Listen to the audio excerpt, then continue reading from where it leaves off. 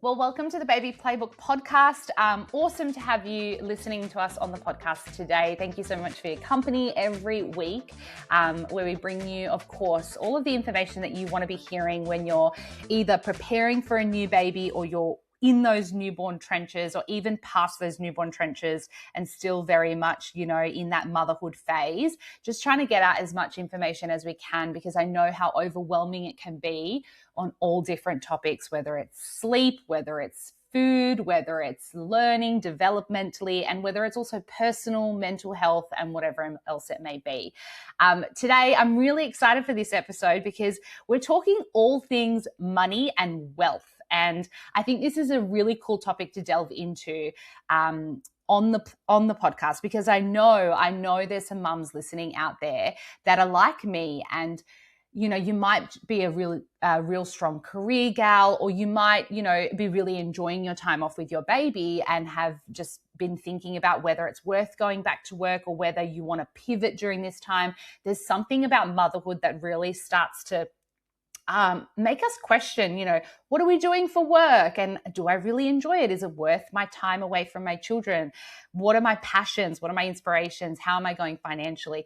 But there's also those really daunting questions as well. I think of, feeling like you're not contributing, or feeling like you're stepping behind, or you've taken a career break, and where does that leave you financially and also personally? So really excited to welcome Caitlin onto the podcast today. Caitlin Barth, she's the founder and author of She's Giving Wealth.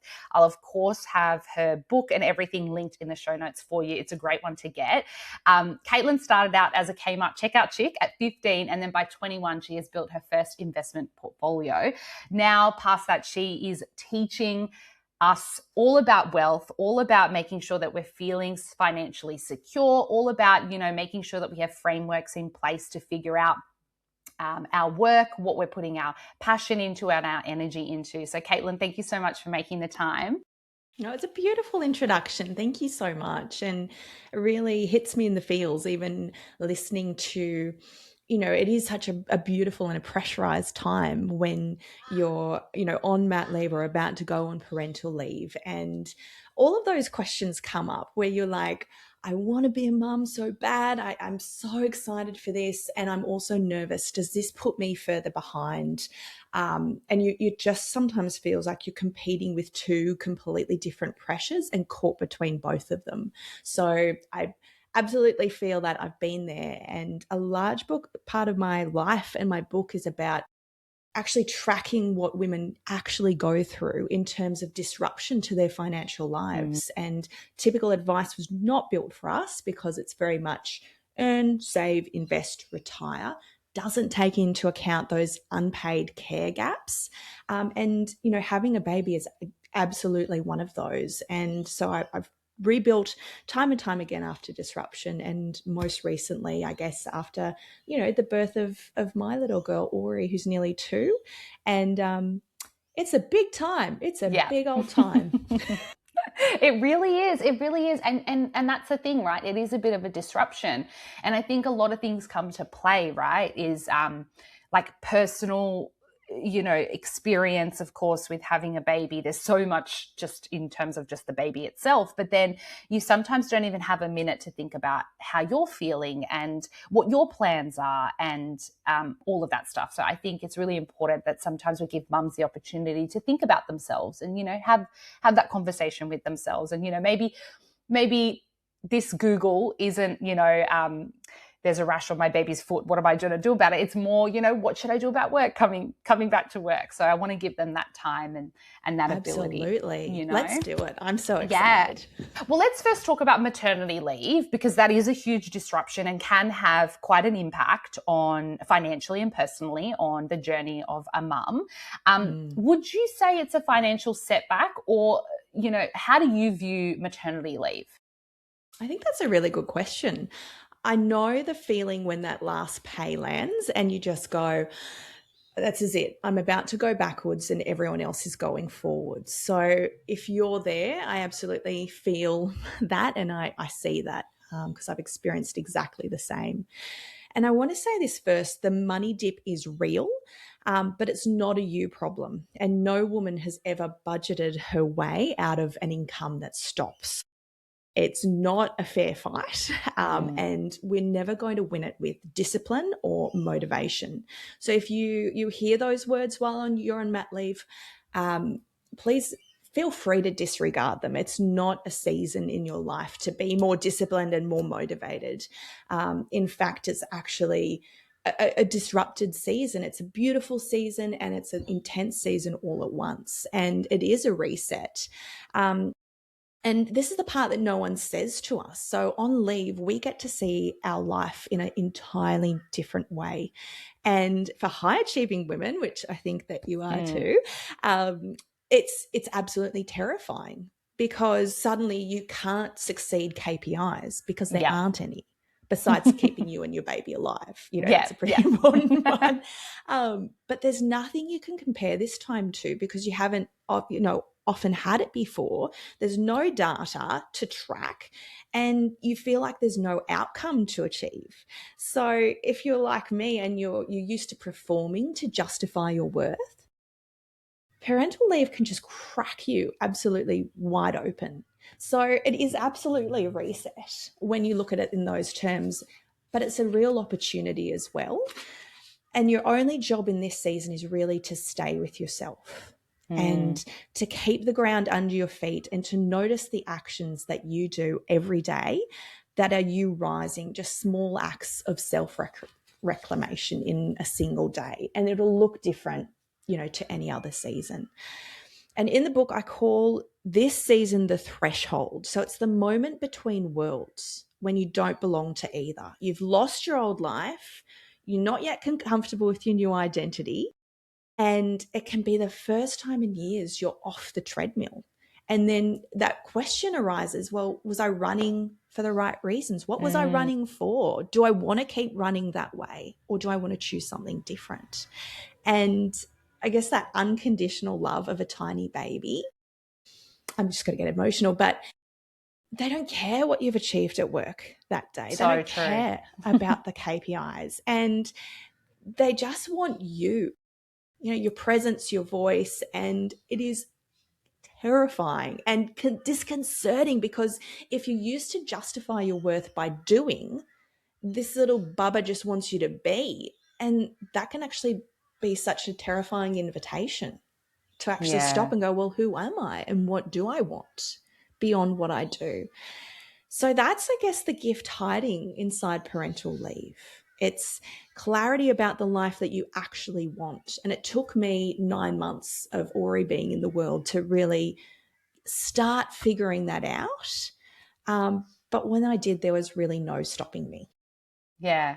They really also, I think, they say when you return to work, if you want to get a job done, give it to a mum, because there's something about this reset as well that makes you into this really kind of fearless, efficient, no BS, kind of mum. It changes the way you function, not just as personally, but also like professionally as well. It can really give you this new kind of sense of like the type of worker you are as well, and I don't know about you, if you found this as well, Caitlin, is, once you figure that out and once you kind of delve back into work, you also have really good boundaries. You can really go, well, I'm clocking off now because what? I want to spend time with my kids. So I really love the way you formatted that as looking at it as an opportunity to kind of reset and rethink and tap into, what your passion is and what you're fighting for and what you're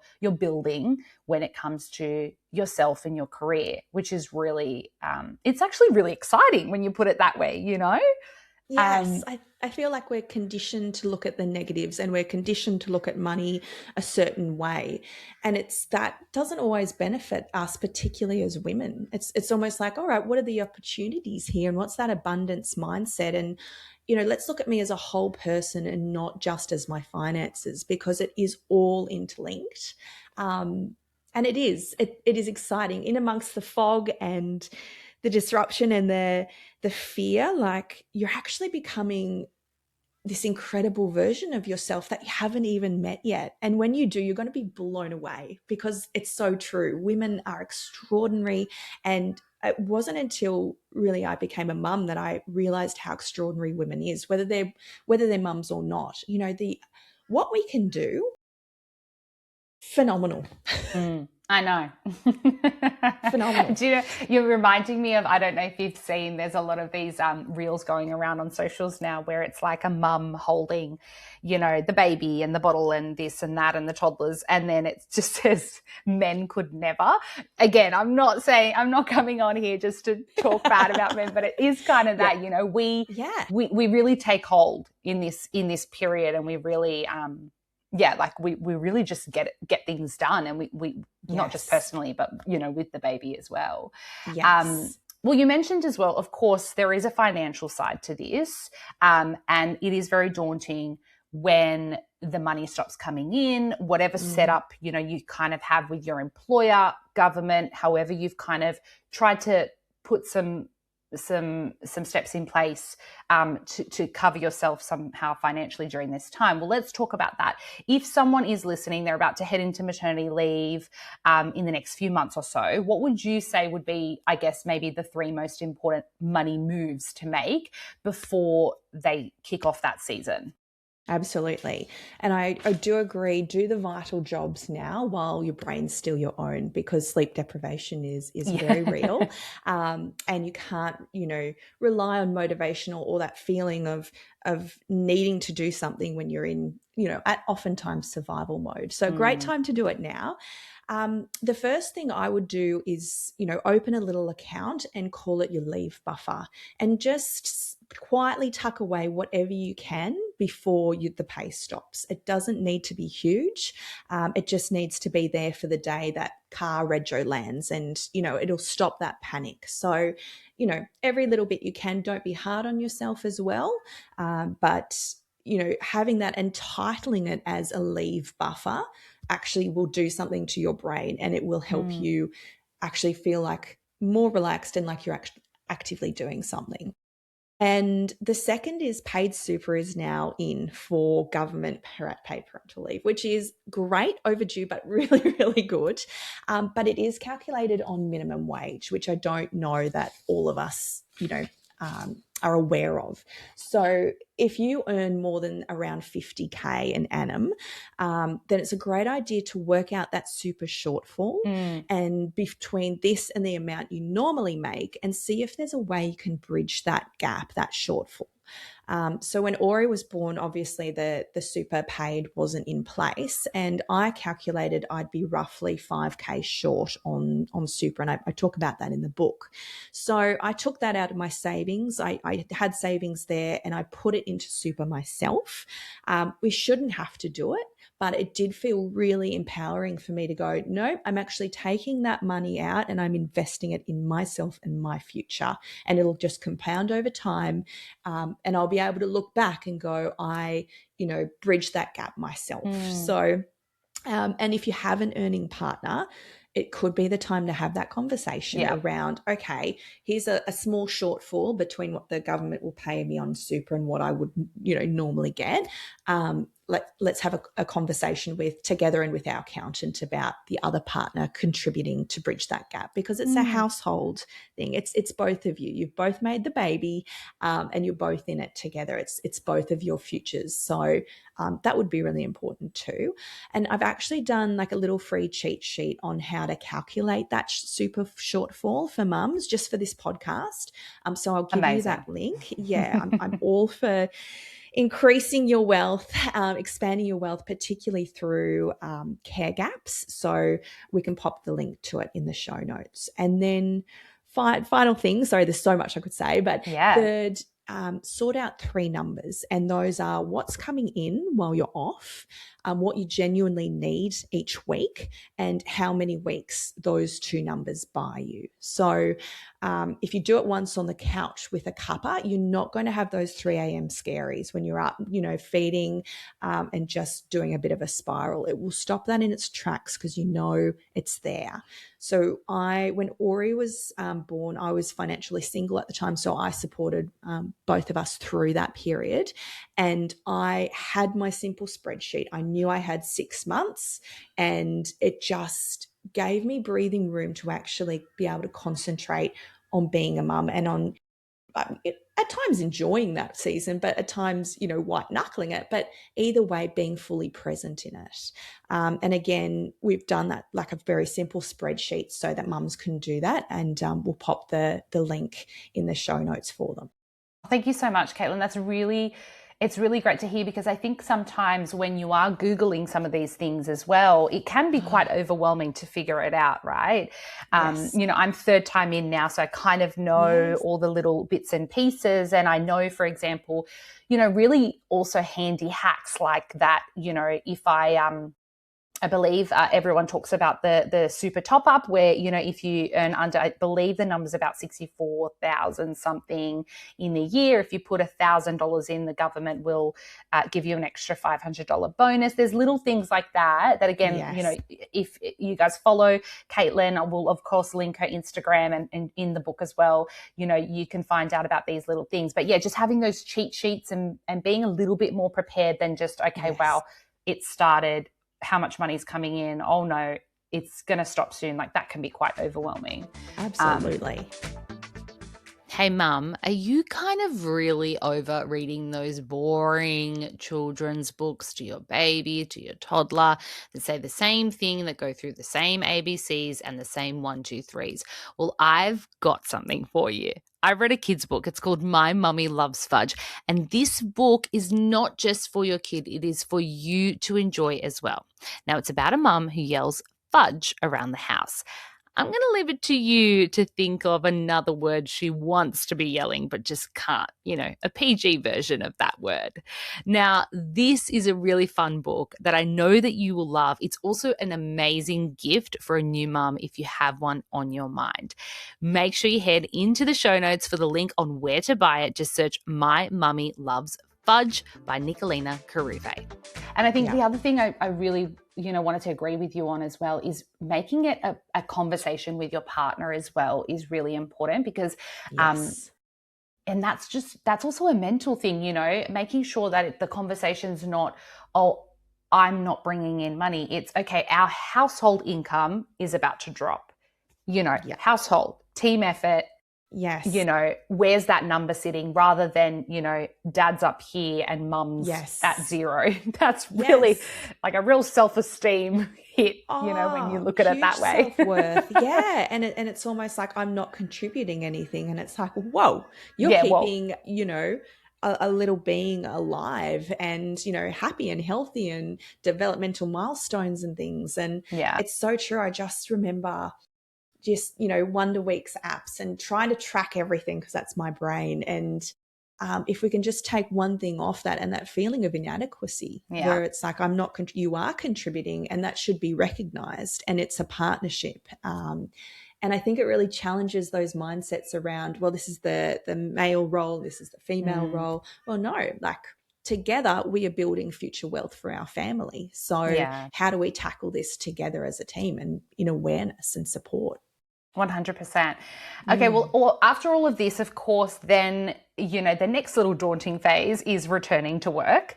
And that itself, requires a little bit of planning, a little bit of thought. A lot of questions arise. You use this thing called a return on energy framework, which you speak about in your book. I'd love to know a little bit more about that and how that can help us figure out, is it worth it? How are we feeling about it? How should we approach that next decision? 100%.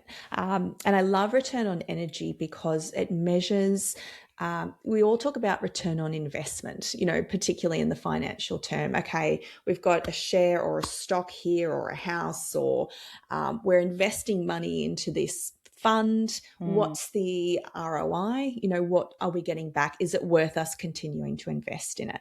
And I think this is really applicable to parental leave and to going back to work, because it actually looks at our energy as something that's really precious, particularly for women, because we're going into a working day doing 1.5 times nearly the amount of unpaid work than a male does. So we're already entering our workday depleted. If you layer in a newborn on top of that, or a 6-month-old, and a family to run, you're already often operating at a loss energetically. And we don't look at that. We don't address that. We just go back in and expect the same standards of ourselves. And that's just not fair. So I look at parental leave as, okay, let's take stock during this time. Let's actually analyze what's important to me, and let's be open that priorities could shift. And I remember girlfriends said to me, because I am fairly relentless, and I have very high expectations of myself. And I remember girlfriends saying to me, "Oh, it'll all change. You won't want to go back to work after you have a baby." And I was like, you don't know me. Yeah. And then I had her, and I remember there was a point. It was a point, and I went, I'm ready to go back to work, but not to the same degree I was before. I don't want to go back to anything that is mediocre or boring or soul-sucking, because you know what? I want to spend my time and my energy where I'm getting a return on it with my baby. And I want to spend it in my happy place at home. But I also want the mental stimulation. I want career progression. I want salary progression. I want to be able to interact with other adults. So those things came into it as well. And it really made me go, okay, beyond childcare bill, where do I want to put my energy? What boundaries do I want to put on it? And what return do I want to see on it? So it actually made me go, okay, I want to do work that I enjoy, that I feel is fulfilling, and I don't want to work more to earn less. I want to work less and earn more. So how can I increase my hourly wage? How can I increase, my income so that I can have more time to spend where it's really important to me? And where can I invest my energy rather than just siphoning it off to everywhere and trying to tick every box under the sun? And again, like when we're looking at childcare, when we just look at, it's my wage minus the childcare bill and it's not worth it to go back to work, that is one way of looking at it. It's not the only way. And again, it's built to make you the one that disappears, that sum, and that's a systemic problem. So, and again, we come back to the household. Childcare isn't just your bill, it's a household bill. So put it against both of your incomes together. It's not just yours. And then we need to look at the things that just can't be quantitatively measured. Your career progression, your salary progression, your super still ticking over. And then again, having that conversation with your person, sitting down and going, this is what going back will cost me. This is what going back or, staying out will take out of me. And then you do the maths together on that combination. So really, I just feel like even if the answer is, listen, it's not financially, it's very clear that financially the best thing is, for a female to stay home or to work less, even if that's very clear. I think we also need to treat that as, it's not a failure. It's a plan. It's a season, and seasons come to an end. So it's very much, for this season, this is what we're going to do. However, I'm going to make my super needs, to continue to tick over. So how are we going to approach that together? And then also, how do you keep on investing in yourself, even if you're a full-time mum with, 3 kids under 4? What does that look like? I talk in the book about parallel income, around just starting, small business and testing those ideas and getting those first amounts of money back to actually see whether that's something that will keep you sharp and keep you interested and engaged and doing something you're passionate about and making money from it. or whether it's like a little bit of volunteering, or whether it's doing a short course, just continuing to invest in yourself and making that a conversation with your partner, going, you get, your salary is ticking along, your super is ticking along, your sort of career trajectory is continuing. So let's look at mine in exactly the same measurement and go, how do we even this out? Yeah. And return on energy is really around, maybe what you want to invest in isn't financial, it's actually a family, and that's really beautiful, and it's very important. Yeah. And although the financial system doesn't reward that, it doesn't make it any less valid or worthy of celebration. It's just around also putting the structures into place that reward you for that work in the future. Yeah. And I think also I'm in the thick of this at the moment, Caitlin, because I have so he's me 6-month-old, and usually with my other two I went back at around 9 months, because for me that felt like, okay, I was really itching to go back. I felt like they were kind of old enough to sit and function a bit better at daycare. Like for me, that was just a really good time. But I'm a bit thrown this time around because Hugo is a preemie baby. So I have like a couple of extra things to think about there. One feeling that keeps flooding me is when I'm really honest with myself and I say, actually, I'd really enjoy going back to work and I love my job and I do want to, is instant guilt. And I think it can be in both ways, right? So whether you're the mum that goes, actually, I don't really feel ready and I want to change, I want to pivot. And then you could think, oh, well, should I could see all my friends going back to work. I can see, my sister's balancing things really well. She's a career gal. Or it's, in my sense of like, I admit to myself that actually, no, I would like to go back to work. And then I feel like a horrible mum. So I think it's hard because you just can't block mum guilt. It'll come in at any point. But, blocking out the noise, I think, and really, for me, sometimes I sit with myself and it's really daunting, but I try and be just really honest. Like, what do I actually want? And like saying the words out loud, I do want to go back to work. Yeah. I do want to spend some time with my baby. Okay, what does that look like? Can we, break up the week a little bit? But like it really clarifies things for you. So, that's one thing I want anybody listening to also think about and be really brave in that sense, is just be honest with yourself. Write it down if you need to. Ask yourself the hard questions. Obviously, then, take it to your partner and have those conversations as well if you have a partner. Because it can be really scary. It can be really scary being honest. And it's meeting another version of yourself. You've come through motherhood, you're going, how do I balance everything that I want, and who am I going to be at the other end of this? Because I think we have this feeling that we have to just continue on this trajectory through life. And, in the book, it really talks about seasons. Women's lives pass through seasons, and that also has a financial repercussion. And so really for me, and I think for most women, parental leave and having a baby is the season of the thaw, where everything suddenly shifts hugely. And it's no longer, it's not winter where you're building infrastructure that no one can see below the surface. It's not yet spring where you're starting to create. You're in the thaw and everything is changing in an instant, and it's really disorienting.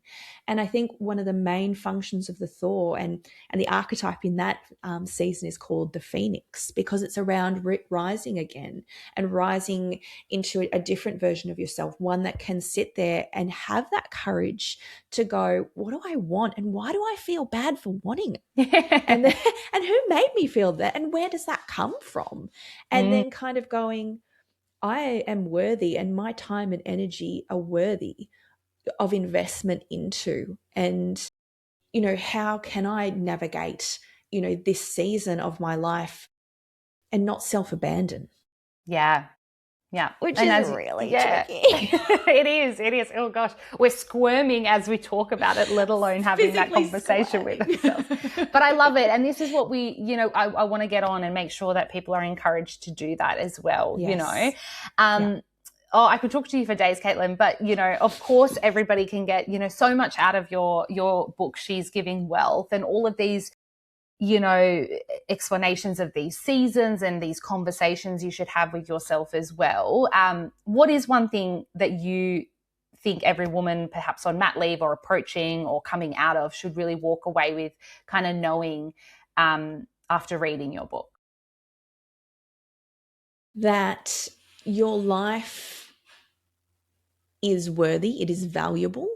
Just because it doesn't look like someone else's or what the financial system says it should look like doesn't mean that it doesn't have value.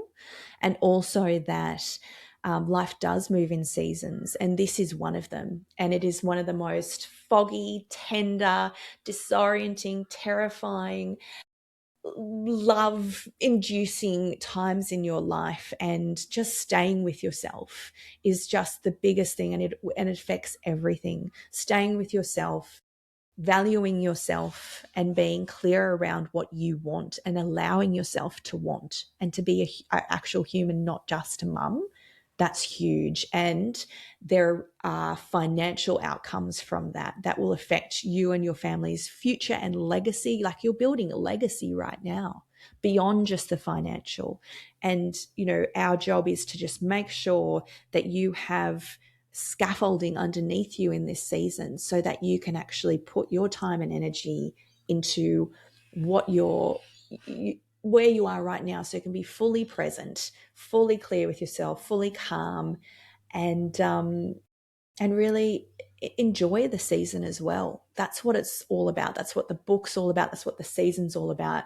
Being with yourself and knowing there's value beyond financial, but we just need to put some structure under place to make sure your financial future is also secure.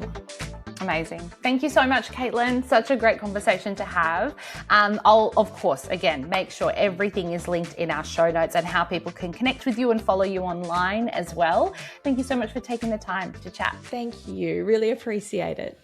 Hey, thanks for taking the time to listen to the Baby Playbook, and I hope you've learned something, just even something that will make things a little bit easier in this crazy, crazy season of parenting and motherhood and fatherhood that we are in.